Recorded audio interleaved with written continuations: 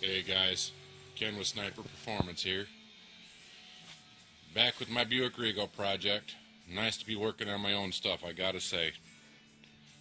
My boy Gary's really helping me on out humongously. You have no idea. And it's funny, you can tell that we've known each other for a while because the man's reading my mind. Well, 3 things have gotten knocked out, 2 of which is because of Gary. He came on out here after work and started busting his butt. He pretty much knew how I wanted my exhaust ran, so we got that all set up. Right here is where we're running the exhaust. It's all built, downpipe and all. Later on down the road, just to get the dual, the dual feeling, I might take and pop on off here, bring it on across, and run a dual. Let's shoot it on up through here somewhere. Run them side by side. Just to, kind of have a symmetrical look from behind the car. Won't really help it much in airflow. It'll help a little bit, but not much. But as you've seen, got a V-band welded to the very end. And that's so that when I'm at the track, I can take it on off and put one of these on, a downpipe, or a turn down, whatever you guys want to call them. And hook it on up, shoot it to the ground, and go. Get a little bit quicker spooling. Cold side also got done, thanks to Gary. He, like I said, once again, read my mind. He did a good job, too. Took and, just like we were talking the other day, shot it right on down, brung it through. That's just the headlight, portion there. You missed everything. Fits in real nice and neat and tight.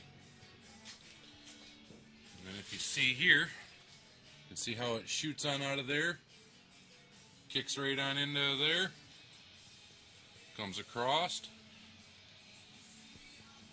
There are mounts made now for the bottom of the intercooler. And then last night I was thinking about taking just 90 in it and then going with the 45, and well, I didn't have to say nothing. He took and hit it right on. Took and brung it down with the 90, shot it with the 45. Gonna climb underneath the car here. Hit it with the 45. Joined in there. We cut another small section here. Ran a 90 on up. And it kicks into the blow-off valve from there. Gets really tight. And runs on up. I'm going to turn around, and I think I'm going to end up tapping the pan for my return right here instead of running it into the front. And it's got a truck balancer on it, and it's pretty big. So I'm just going to save fate, just turn around and do it that way and be happy with what I got. Still a pretty decent setup, so, as you can see how I ran my O2s from down here. If you look hard enough, you can see that one up there ran straight down, nice and hidden. And this one over here ran down nice and hidden, just to give it that clean effect. Everything that can touch the steering, I'm going to end up taking and pushing on off, like I'm going to run a strap here, right off the, pan, that way it keeps it out of the way. And same thing over here, on the strapping it down, towards another spot just to keep it out of the way. You see right here, some of you guys might run in these with these larger vehicle trucks that you're getting these motors out of. That's the pressure sensor. And what that does is when you go to turn your steering wheel, it actually kicks your idle up. So don't worry, you don't necessarily need it. You can just disconnect it. You're still going to get flow. There's nothing that actually actuates in there. It's just a spring that reads ohms and runs the idle up and down when it detects a certain amount of, pressure. As you can see, I am running a 4L80E. A lot of guys are going nuts talking about pan clearance of this thing. It's not that bad. I've ran bigger oil pans on drag cars that are carbureted. And, you know what? I'm not planning on really doing any wheelies. If I get too awful worried about it, I'll swap it on out to something else. But that hot rod, the muscle car oil pan kit works just fine. no sense in re-engineering the wheel. As you see, the pan sits down just like my 480 does. So either way, if I was to do something, I'm either going to smash the pan on the oil or else I'm going to smash the tranny. Either one's expensive. And I don't know how well you can see, but I got my cross member back there. Tomorrow I'm going to take and measure up the drive shaft. We'll see if I can get Gary to operate the camera while I measure it. Kind of give some of you guys an idea of how to do so for those that don't. I know there are people that do, and I don't want to insult nobody, but there are others that don't.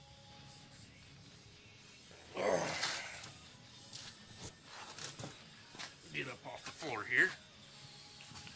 Turned around and I tested my fans on out. Good thing I did, because my second fan just liked to click like crazy and barely kicked the fan on. My buddy that gave me the tune, they had the AC portion of the tune set in recirc mode and didn't even have the second fan enabled. This thing, these two fans, I mean, they're pulling way, plenty of air. You can feel it all the way to the rear end underneath the car when you kick it on. So that's quite a bit. Plus, there's going to be two 10-inch fans that are going to, be sucking air. Got a couple things. As a matter of fact, I'm going to take and cross a few things off here, I think. Got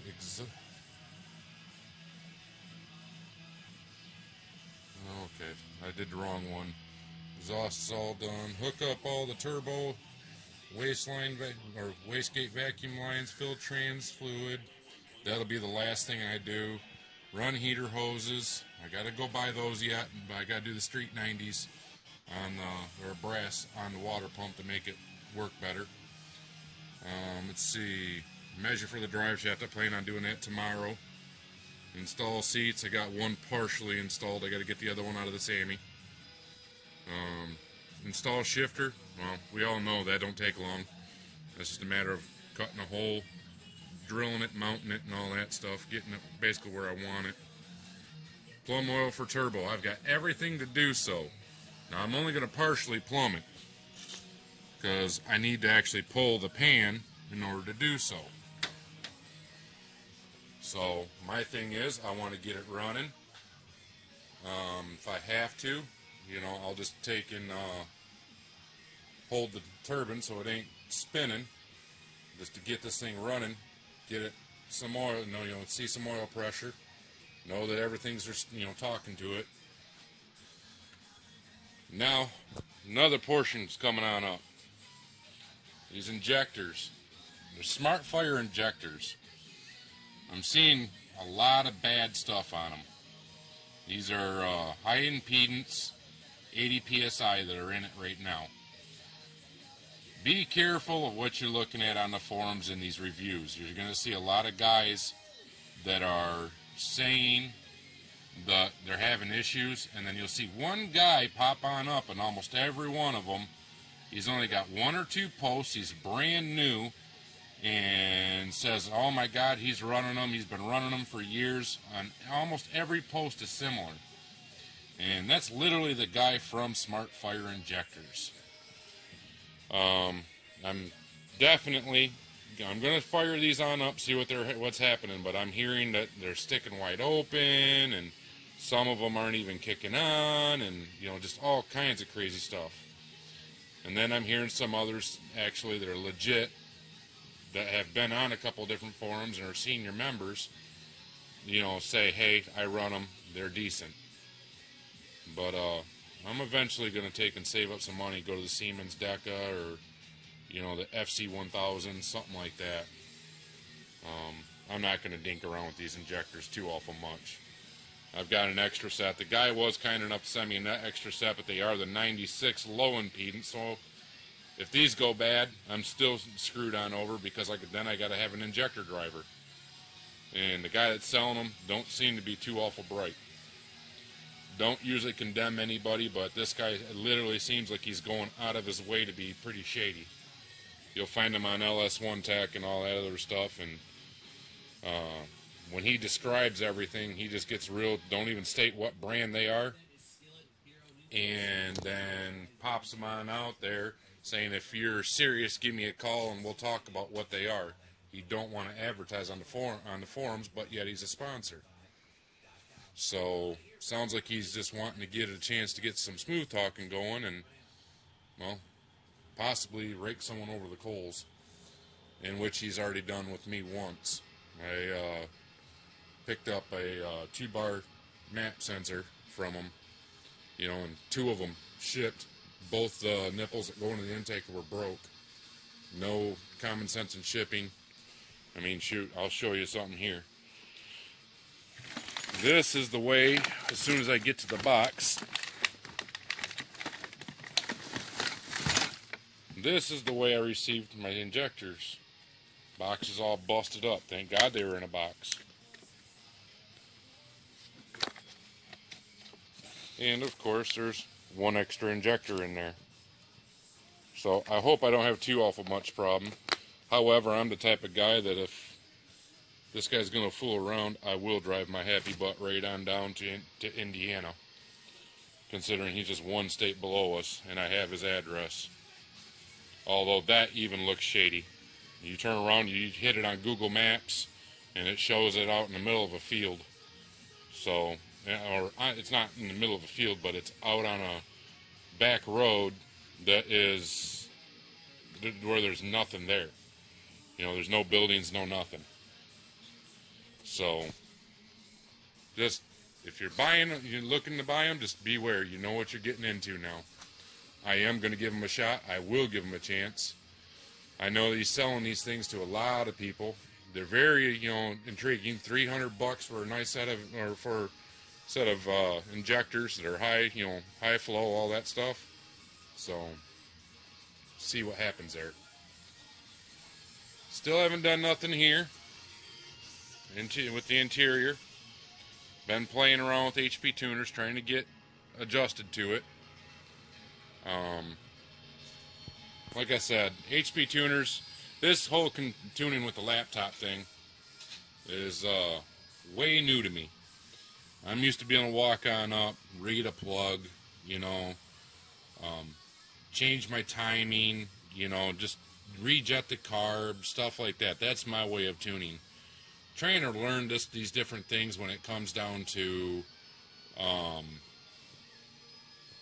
VE tables and PE tables and boost VE and all this other stuff.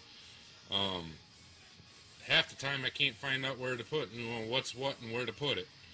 Everyone's telling me my injector flow rate's different, you know, or is way off. Well, that's great. Where do I find it? You know, which tab do I click on? You know, and when I get in there, it's saying, you know, I think it was inches, you know, grams per something or other, and then KPA, but it don't say that in HP tuners exactly which way it's wanting it, so it's kind of a guess. One does say KPA, but we'll go from there.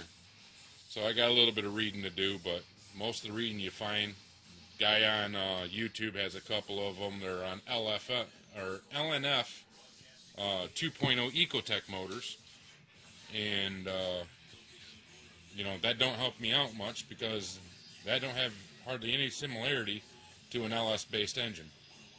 So it does have boost and, you know, boost information and all that stuff, but it still don't help me. But other than that, guys, that's really about it. Oh, reading, came across the forum on Michigan F Body. A couple of friends are, you know, they're on there, was talking about these Optimas. This battery here has been recovered 4 times. Each time I've had to have 2 AGM batteries, and that's what these are, is AGM, in order to take and recover it. And a nice, you know, not very cheap charger with an actual recovery mode in it. I've got a deep cycle. I've never had to do a darn thing to it. I can, when I had my old Camaro, I could take and pull out of the, you know, come off the strip, pull it into the pits, turn around, leave my fans on, leave my electric water pump on, and I could leave it on for 30 minutes. Didn't matter. And walk on up, start the car, and go on about my business like it was nothing. So, but hopefully that helps a couple of people. Another thing that we were going through that I had a request on was how I made my manifolds. Ways of welding it. These manifolds are cast, everyone knows.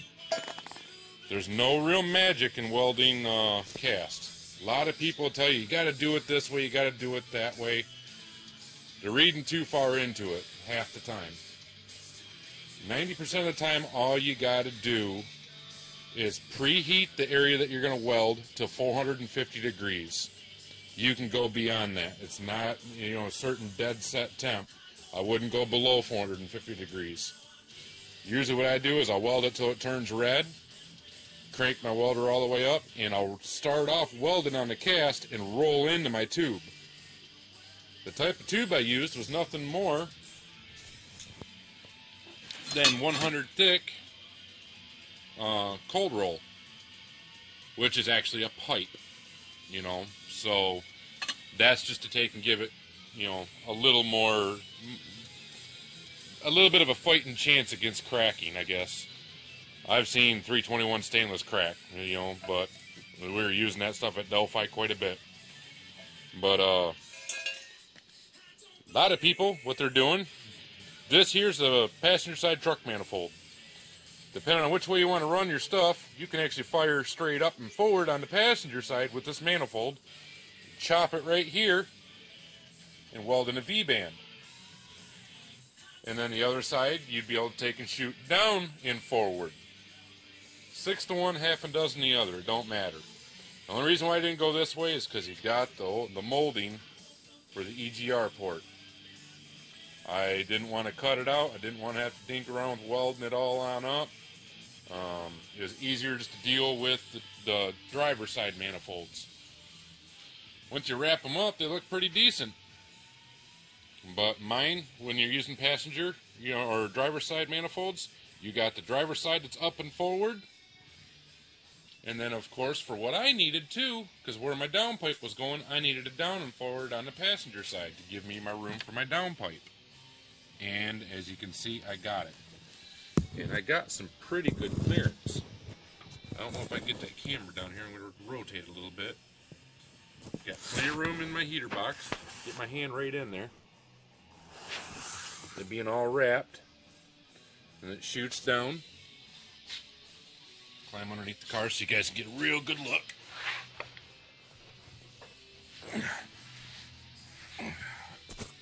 And there it is. Gets tight, you can clearance it. I could have brung that bend a whole lot further down just by actually pie cutting it and re-welding it. Comes down right on through here, and then ends in a V-band. So don't fret the small stuff. You'll make it through. It's just metal. If you cut too much, if you got a welder, which you should, just turn around and add some metal on to where it was, grind it down, make it look good again, and you're done. Start over again. A lot easier in wood where you got to use wood glue, and half the time it don't look right. In metal, you can't really go wrong. Weld it back up the way it was, grind it down, and you're set to go. One second, guys, gotta get up.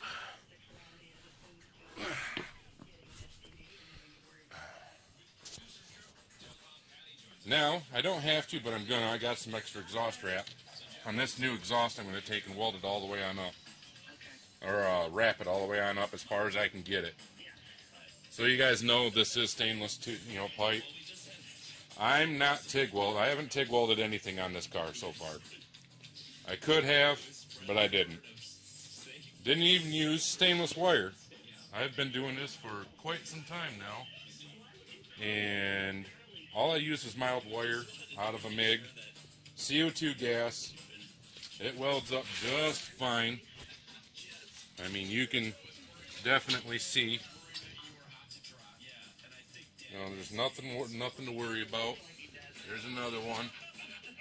The biggest pet peeve there is in doing it this way is when you got stainless and you're welding with a mild wire, is where your welds are at, they can rust. Usually your stainless won't, your weld will. Won't rust fast because it is mixed with stainless. So you can take it, take it however you want, but it's the way it goes. But other than that, guys, there ain't nothing more to show for a couple of days. I want to get the fuel system ran on up, get that going, and turn around and jump from there. So, you guys have a good one. Don't forget to take and post. If you got questions and all that stuff, don't be afraid to ask. Give me a holler. Shoot me a comment. I'm not the full-on car guru, but I've been around the block quite a few times. I'll do what I can to answer your questions. If I can't answer them, I'll flat out tell you I can't. Or I'll try to go get some info for you. Sometimes it just takes a second person looking. So, take it easy, and talk to you here in a couple of days.